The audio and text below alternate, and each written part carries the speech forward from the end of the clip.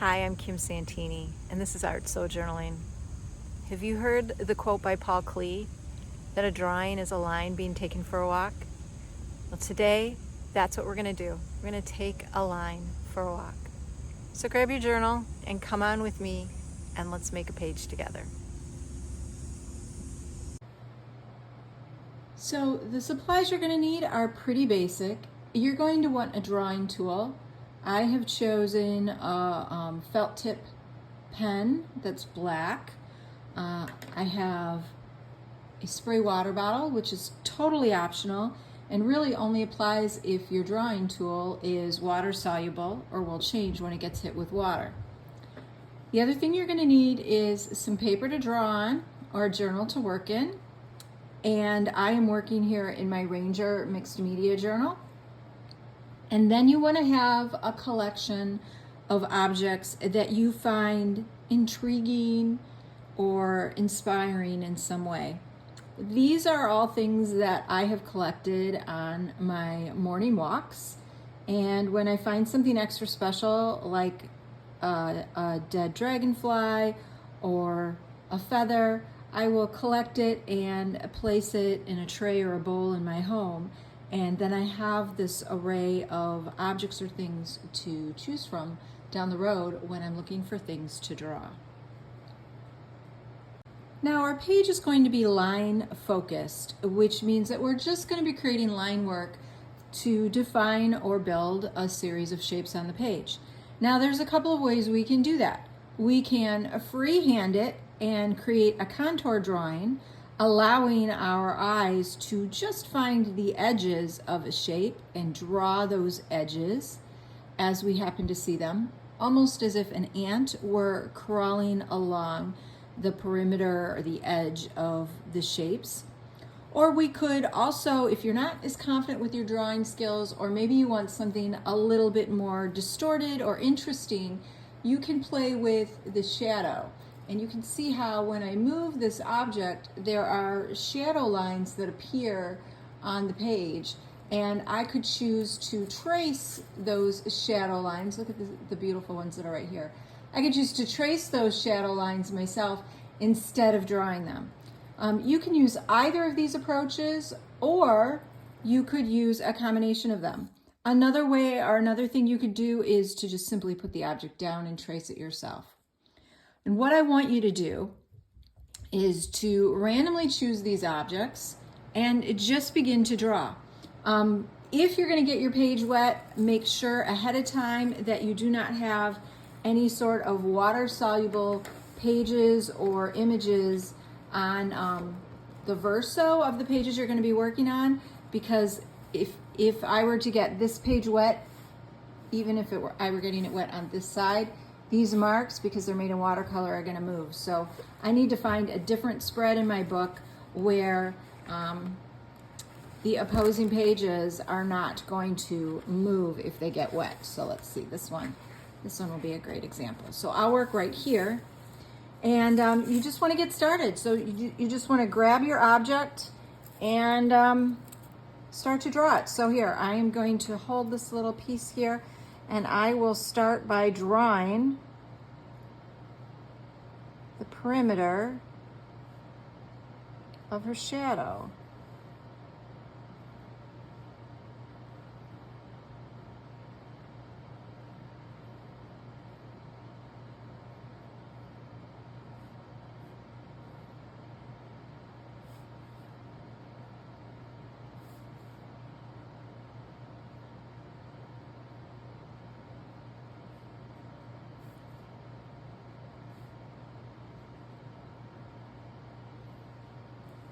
So there you have it. Now I'm going to rotate my object, rotate my book a little bit, and repeat in a different location.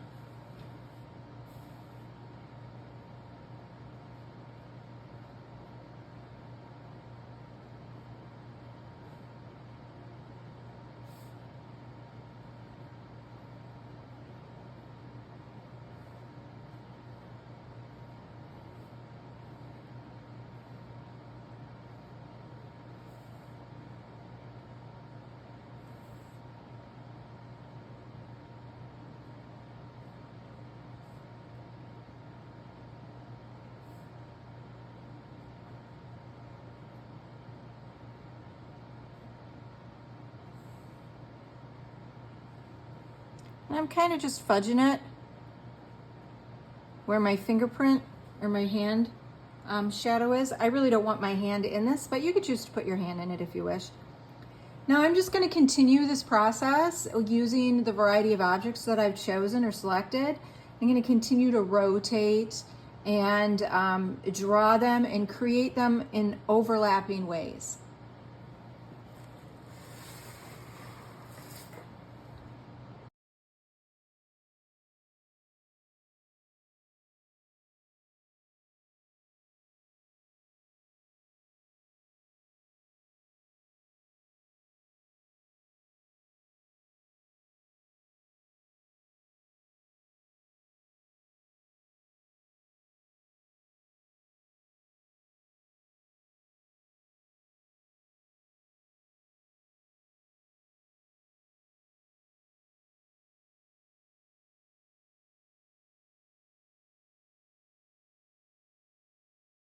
Okay, so you may want to stop at a couple different points while you are working with your drawings and take a look at how the design is evolving and maybe make some conscious design choices. Originally, I had thought that I would have my drawing go the full expanse of the page, but I realized that this sort of clustering or accumulation of lines in the center area, that was really interesting to me. So I kept working in that regard. You can consciously choose to add marks or lines in any way if you do want your design to touch the edge of the page, or maybe you want an area that's super concentrated with a lot of line work and some areas that aren't. It's completely up to you. But you'll get to a point where you'll feel like you have enough line work down on the page, and then it's ready to just sit and look at this drawing that you have created. And the drawing exists in your book. It doesn't really exist anywhere in the real world, and that's something super exciting about the kind of line work that is here. That this is something that you have just created almost in a meditative state, using objects that you originally curated or were drawn to for some reason or another. So the quality of lines and the shapes here, there's a sort of personal reverence to them just based on the source of the line work. And now what I want to encourage you to do is either find a line that is in your design already, or add a line intentionally, or maybe do a little bit of both. But find a starting point for your walk, and then allow that walk to meander through the space. And my starting point is going to be right here. And what I'm going to do is I'm just going to use my marker or my felt pen, and I'm gonna thicken this line.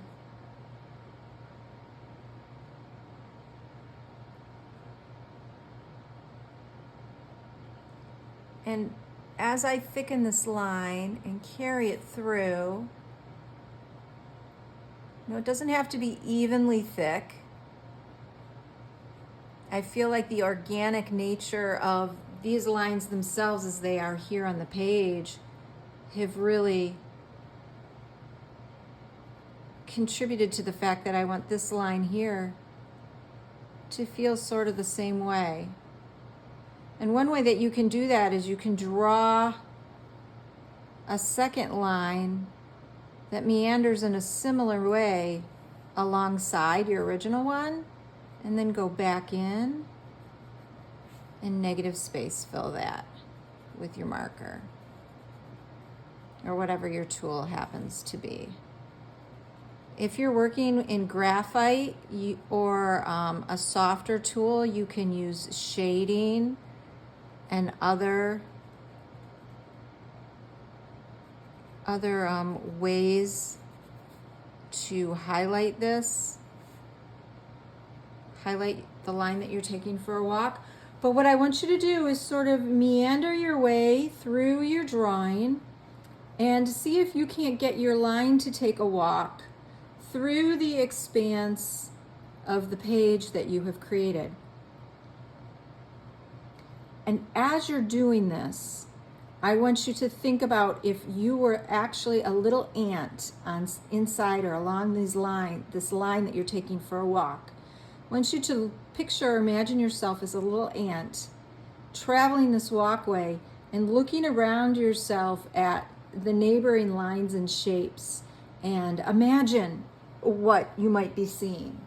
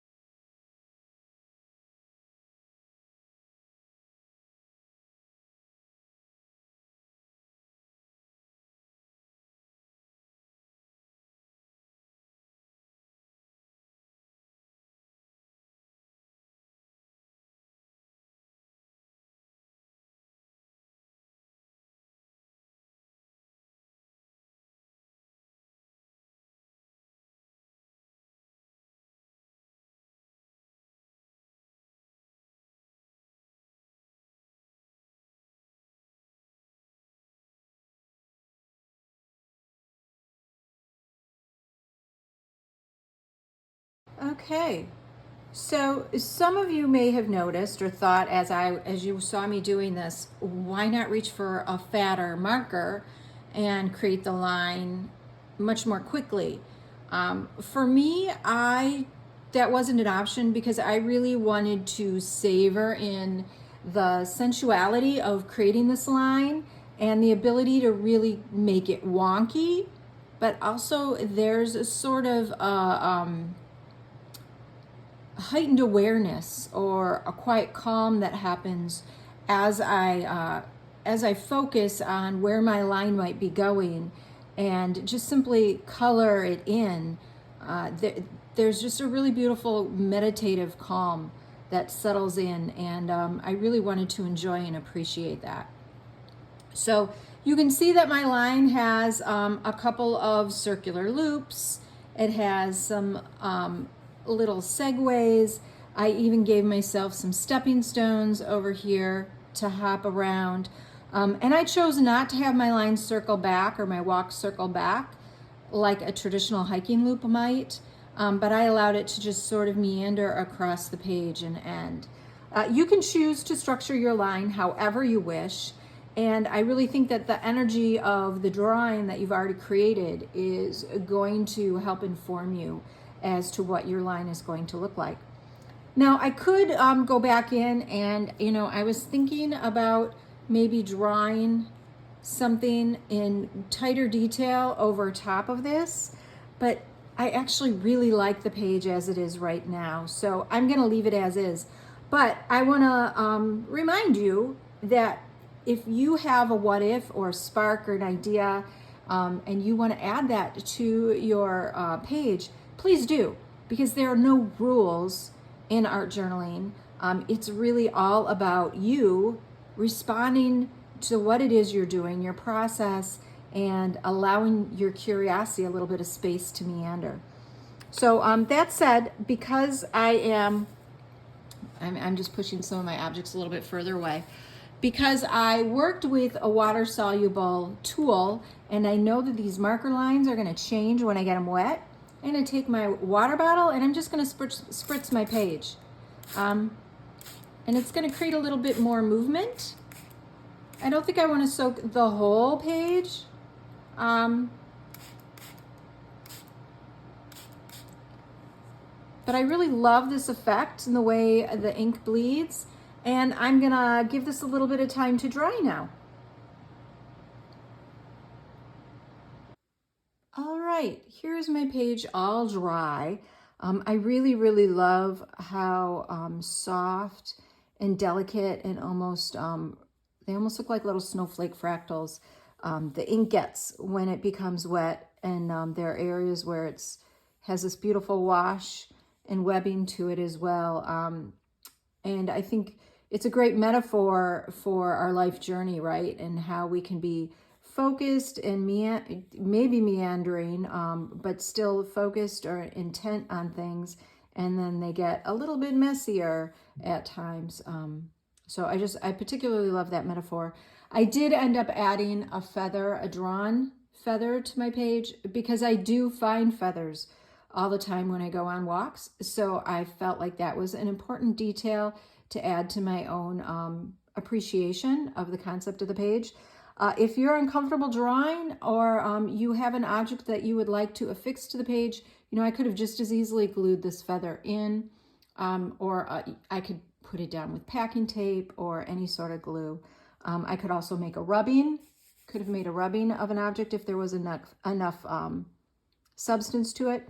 And I also want to remind you, it's always important to date your page, and you can go back in time. You can always come back to this and add more elements to it, but putting a date on your page helps you to appreciate or record when the page design started. And of course, I used my date stamp, but I used it upside down. But because this is an art journal and there are no rules, it's totally okay, right? It doesn't matter. So there you have it. We have taken a line on a walk. We have appreciated a little bit of quiet time in our day, and we have a really beautiful page to appreciate. from the experience. If you wanted to, you could scan or take a photo of your journal page and use it as a coloring sheet. We know that science tells us that there is so much health benefits in coloring and other sorts of art practices that require a quiet focus. So take advantage of what you know now and how you created this page, and either use this itself as a coloring page, or use the process to create your own, because there's really a lot of benefit to be gathered here. Thank you so much for journaling with me today, and I hope you have a beautiful afternoon.